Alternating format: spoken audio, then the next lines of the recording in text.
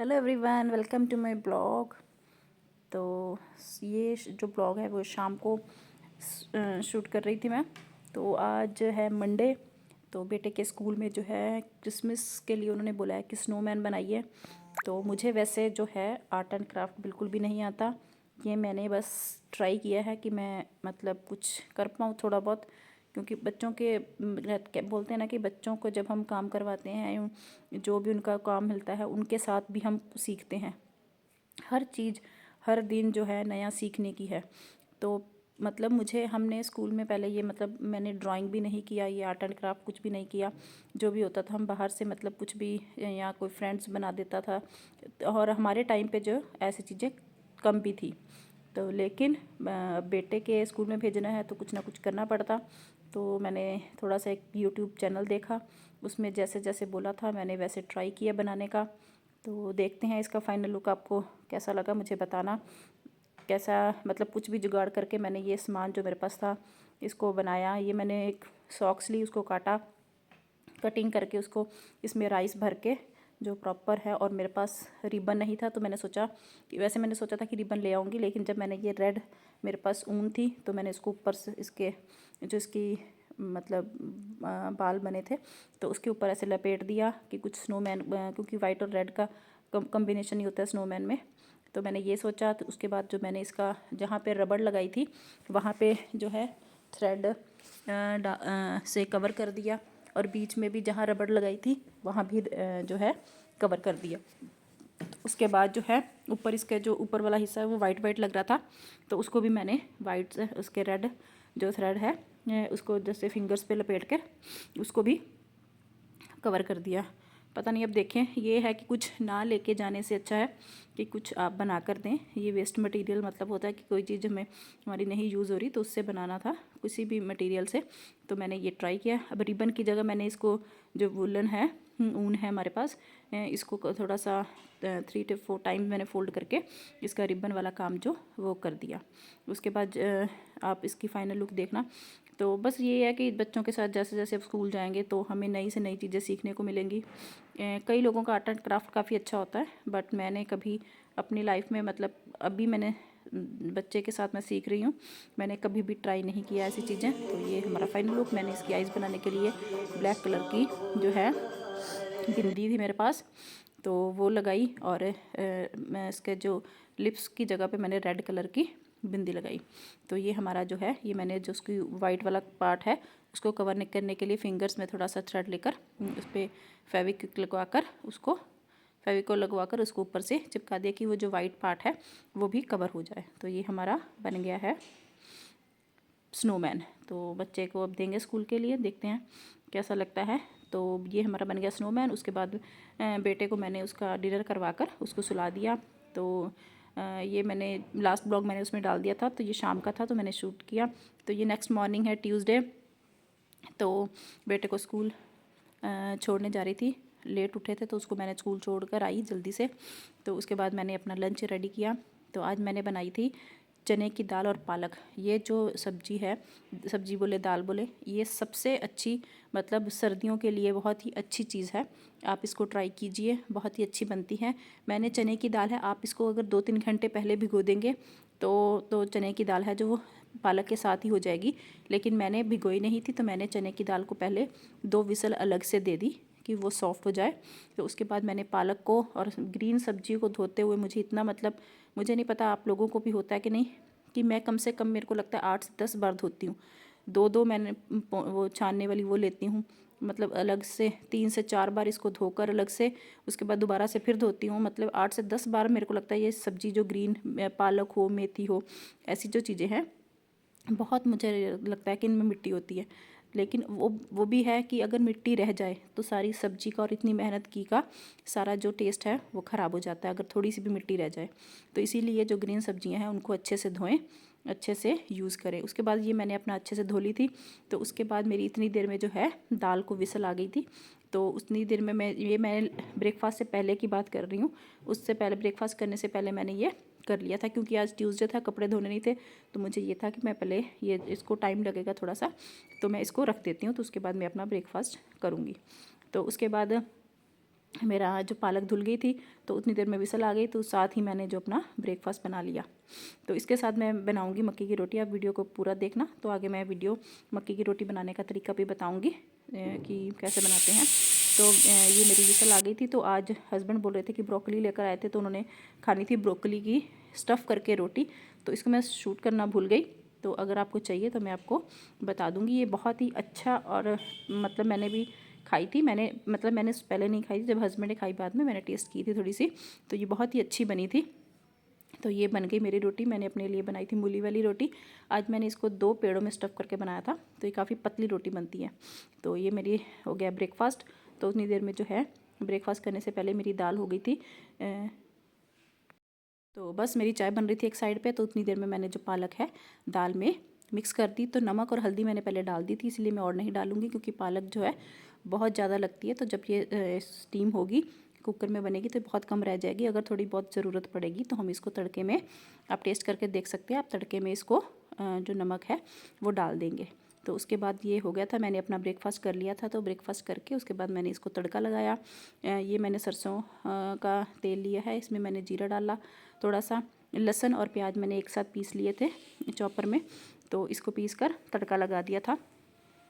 तो इसके साथ ही हम एक टमाटर और हरी मिर्ची जो है वो पीस लेंगे। अदरक जिनको अच्छा लगता है वो भी डाल सकते हैं, अदरक भी अच्छा, कई लोगों को अच्छा लगता है टेस्ट। मुझे मतलब पर्सनली अदरक का, मैं चाय पी लेती हूँ, पिसा हुआ खा लेती हूँ, लेकिन कट करके मुझे पसंद नहीं है। तो उसके बाद जो है इसका मेरा तड़का लग गया था। तो आज का जो थॉट ऑफ द डे है वो ये है कि जो भी आपको करना है, कोई भी काम स्टार्ट करना है, जैसे ये मैं ब्लॉगिंग कर रही हूँ, या मतलब ये मैंने अभी 2-3 महीने से स्टार्ट की है, तो मतलब मैं काफ़ी देर से सोच रही थी कि करूँ करूँ करूँ कैसे, मतलब मेरा इंटरेस्ट था थोड़ा सा, तो मैंने मतलब सोचते सोचते काफ़ी देर निकल गई। लेकिन आप कभी भी ऐसा मत सोचिए कि ये काम हम कल करेंगे। जो भी करना है कैमरा उठाइए, अभी से स्टार्ट कर दीजिए, तो ही आप मतलब आप में जो मैं पहले वीडियो बनाती थी उनमें मुझे बोलने में थोड़ी दिक्कत आती थी, थोड़ा सा मेरा मतलब जैसे जैसे अब 2-3 महीने में थोड़ा सा मेरा, अभी भी मैं बोल रही हूँ कि मैं परफेक्ट नहीं हूँ, बट मैं ट्राई कर रही हूँ कि मैं ज़्यादा से ज़्यादा वीडियोस बना पाऊँ। और आप देखेंगे कि मेरी वीडियोस की जो लेंथ है, मतलब पहले मैं 3 मिनट की, 4 मिनट की, अब 8 मिनट की, फिर 10 से 12-15, मतलब धीरे धीरे जो है मैं जो मेरी वीडियो की लेंथ है वो भी बढ़ रही है। तो ये बस वीडियो बनाने का है और बोलने का काम है। तो इसीलिए जो भी आपको काम करना है वो अभी कर लीजिए। तो अब आज का ही टाइम है।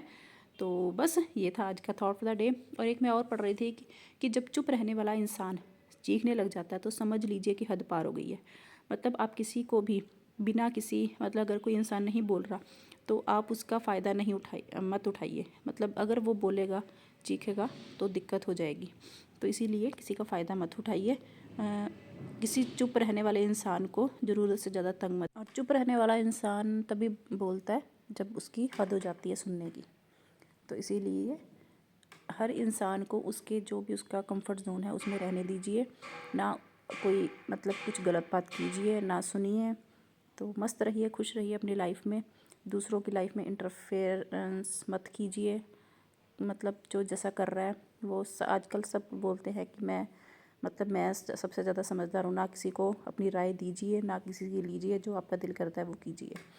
तो ये था आज का ज्ञान।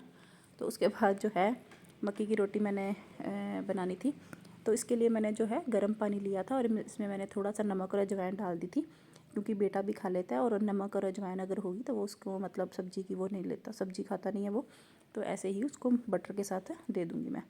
तो ये बहुत ही, अगर आप गर्म पानी के साथ आटा गूँदेंगे, इसको बहुत ही अच्छे से मलेंगे, तो ये बहुत मतलब सॉफ्ट होता है आटा, तो आराम से ये मिक्स हो जाएगा। कई बार आटा होता है जो जिसकी क्वालिटी अच्छी नहीं होती, तो वो होता है, तो आप इसको एक साइड पे गूंद के एक साइड पे कर लीजिए, और एक एक पेड़े का, जैसे आपने रोटी बनानी है, एक एक पेड़े लेकर इसको सॉफ्ट डो जो है वो रेडी कर लीजिए। तो उसके बाद जो है एक पेड़े को पेड़ा बनाइए और एक साफ़ पॉलीथीन लीजिए। मैंने इसको साफ़ कर लिया था, पहले क्लीन कर लिया था थोड़ा सा पानी डाल के। और अगर आपके मतलब ये अगर चिपकता है तो आप, जैसे मुझे तो आती है बनानी, मैं काफ़ी देर से मतलब ऐसे बनाती हूँ। तो अगर आपकी जो रोटी पॉलीथीन के साथ चिपकती है, आप इस पर थोड़ा सा घी लगा सकते हैं। घी लगाने से ये है कि आप जब भी इसको बनाएंगे तो आपकी जो रोटी है, ये देखिए पेड़ा बना के इसको सॉफ्टली आप ऐसे ऐसे गोल करेंगे तो रोटी जो अपने आप बनती जाएगी। तो अगर आप घी लगाएंगे तो जब हम इसको रोटी को उतारेंगे पॉलीथीन से तो ये बिल्कुल आसानी से छूट जाएगी। मेरी भी छूट मतलब मैं तो थोड़ा सा गीला कर लेती हूँ। अगर आप ज़्यादा मतलब गीला हो जाएगा तो वो पॉलीथीन के साथ भी चिपक जाएगी, लेकिन अगर आप रिफाइंड लगाएंगे या कोई घी लगाएंगे तो ये आसानी से छूट जाएगी। तो ये बन गई थी हमारी मक्की की रोटी। कई लोग बोलते हैं गर्म जो पानी है उसमें मक्की का आटा मिक्स कीजिए तो आप उसको बेल सकते हैं, लेकिन जो मज़ा ऐसे बनाने में है वो फिर सॉफ्ट हो जाती है, सोगी सी, मतलब जैसे कनक का आटा खाते हैं और उसमें कोई फ़र्क नहीं लगता। तो ऐसे रोटी बनाएंगे तो ज़्यादा टेस्ट आता है। मुझे मतलब पर्सनली वो वाली रोटी जो है, जो गर्म पानी डाल के, उबला हुआ पानी डाल के उसमें आटा मिक्स करके वो बेल के बनाते हैं, मक्की की रोटी मुझे वैसे अच्छी नहीं लगती। तो ये हो गई हमारी मक्की की रोटी तैयार। और साथ में हमारा जो है दाल पालक, उसमें डालिए बटर और जो सर्दियों का मज़ा लीजिए। तो सर्दियों में जैसी जो चीज़ें हैं, पालक मेथी, मतलब इनको तैयार करने में टाइम लगता है काफ़ी, बट इनका जो मज़ा सर्दियों में है वो लेना चाहिए, क्योंकि जो चीज़ हमें सीज़न के हिसाब से मिलती है वही ही हमें खानी चाहिए। तो ये देखिए हमारा दाल पालक और मक्की की रोटी। तो बेटे को मैंने दही के साथ दी थी, मैंने थोड़ा सा अचार लिया, तो उसके बाद दही लिया, रायता और सैलड था। तो उसके बाद इसको खिला कर थोड़ी देर उसने टीवी देखा, तो उसके बाद मैंने इसको पढ़ाई कराई। और ये एक्टिंग कर रहा था, मुझे नहीं पता या इसको नींद आ रही थी, बट ये पढ़ाई के टाइम पे बच्चे ऐसे करते हैं। तो मैंने इसको बोल रहा था भूख लगी है थोड़ी देर में, कि इस टाइम पे जो है 5 बज गए थे, तो मैंने इसको बोला कि चल मैं तेरे को वो बना देती हूँ। पापड़ पड़े थे मेरे पास, वो मैंने फ्राई किए। इसको फ्राई उतनी देर में मैंने घी रखा, तो अपने जो किचन का जो भी बर्तन धोए थे लंच टाइम पे उनको समेट दिया। तो उसकी इतनी देर में जो घी गर्म हो गया मेरा, घी गर्म होते ही मैंने पापड़ जो है फ्राई कर दिए और एक साइड पे जो है चाय रख दी। चाय के साथ पापड़ मतलब खा लेगा वो। चाय ज़्यादा नहीं पीता, लेकिन फिर भी चलो एक आधा घूंट, जो सर्दियों में अदरक वाली चाय बच्चों को थोड़ी बहुत देनी चाहिए। तो ये मेरे पापड़ बन गए थे। तो उसके बाद मैंने इसको खिलाकर, चाय पानी पिलाकर, दोबारा से मैंने इसके जो है इसका जो भी काम पेंडिंग था, रिटर्न काम जो है वो कम था, लेकिन बच्चों को रिवीजन करवानी होती है, तो वो मैंने इसको करवाई। उसके बाद जो है शाम को मतलब ये 8:30 के करीब जो है सो जाता है, क्योंकि दिन में नहीं सोता, दिन छोटे हो गए हैं तो जो बच्चों को नींद आ जाती है जल्दी। तो मैंने इसको जो है जल्दी ही सुला देती हूँ। तो उसके बाद मैं इसका डिनर भी जो है मैं 7 बजे तक इसको डिनर करा देती हूँ, इससे लेट नहीं करती। 7:30 के बीच इसका डिनर हो जाता है। तो हम भी अगर डिनर इसके साथ ही कर लेते हैं। अगर कुछ मतलब कुछ भी खाना है तो सोते टाइम पर जो है सोने से पहले जो है आपका जो डिनर है वो आपको मतलब हजम हो जाता है पूरा। तो ये हमारी अदरक वाली चाय बन गई थी साथ में। तो मतलब अगर मैं लंच हैवी कर ली तो डिनर की मुझे ज़्यादा मतलब ऐसे मतलब होता नहीं है, क्योंकि फ़िज़िकल एक्टिविटी कम है, घर में ही हम काम करते हैं जो भी करते हैं। बट ये मैंने ये देखा है कि सर्दियों में जो है भूख ज़्यादा लगती है, पता नहीं क्यों ऐसा होता है। आप सबके साथ भी होता है या मेरे साथ ही है कि सर्दियों में जो है भूख ज़्यादा लगती है। तो उसके बाद जो है आज है मेरे सिस्टर के बेटे का बर्थडे, तो उन्होंने मुझे भेजी थी कुछ क्लिप्स, तो मैंने वो बाद में ऐड की हैं, आप देखना और उसे विश करना। तो काफ़ी एक्साइटेड था वो बर्थडे के लिए, क्योंकि उसका जो बर्थडे है फर्स्ट नहीं सेकंड टाइम, फर्स्ट उसका पहला बर्थडे इधर था, और उसके बाद इस बार जो है वो भी 9 साल का है। तो उसका जो भी बर्थडे है 9 साल के बाद जो बर्थडे है इंडिया में उन्होंने सेलिब्रेट किया है, नहीं तो वो ऑस्ट्रेलिया में ही होता है। तो इंडिया में तो सेलिब्रेशन बर्थडे की जो है, ये हमारे बच्चे मामा जी की बेटियाँ हैं, तो ये सारे जो है डेकोरेशन कर रहे हैं। तो उन्होंने मुझे वीडियो बनाकर भेजी थी, तो मैंने बोला कि मैं आप सबको दिखाती हूँ। तो ये हमारे मामा जी की बेटियां हैं दोनों। तो उसके बाद ये बर्थडे बॉय है साथ में। तो ये डेकोरेशन कर रहे हैं, तो उसके बाद जो है केक कटिंग करेंगे। तो आप भी इसको विश कीजिए। और बच्चे जो हमारे उधर पापा के घर के आसपास जो भी बच्चे हैं आसपास के मतलब घर में सबके साथ इसकी दोस्ती हो गई, खेलने जाता है, तो इसने सबको इनवाइट किया था, सब बच्चे आए हुए थे।